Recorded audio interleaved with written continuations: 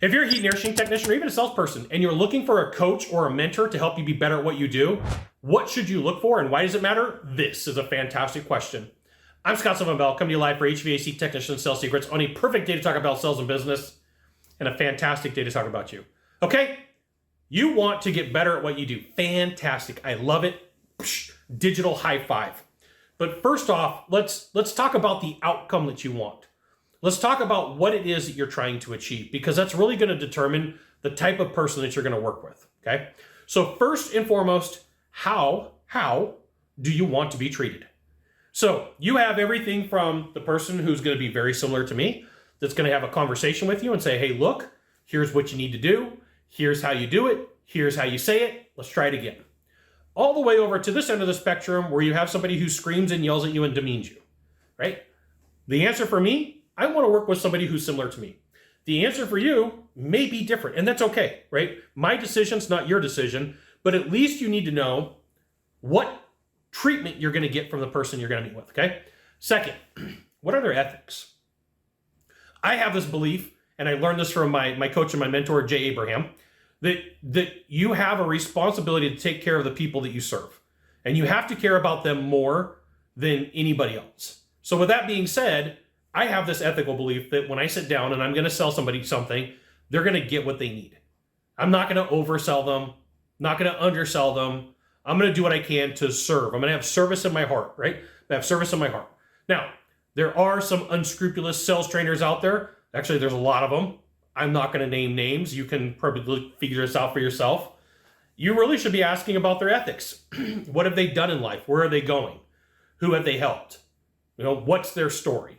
And sometimes, I'll let you know, that sometimes the story that they tell is better than their content. Just the way that it is.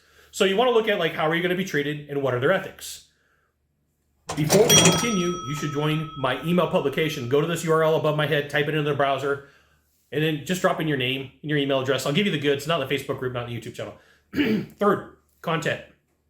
What kind of content do they have? You can check out most coaches and sales trainers' content online and kind of get a feel for what they teach.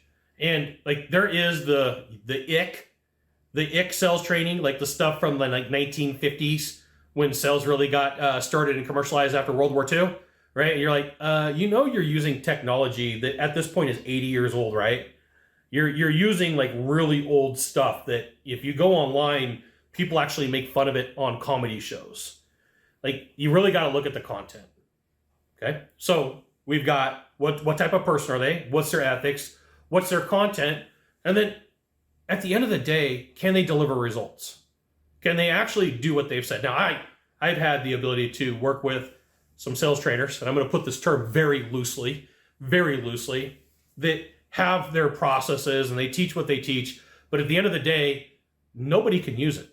They can do it. They can barely do it, but nobody else can use it. And so, they'll go and they'll work with salespeople, and the salespeople will say, hey, I did this right along with said person. And at the end of the day, they couldn't make their process work. Just be aware that happens sometimes. So if you're in the field for looking for a coach or for a mentor, it really comes down to your parameters, right? Sometimes people got a big name and they got nothing behind them. Sometimes people have a small name and they bring the thunder. It's entirely up to you.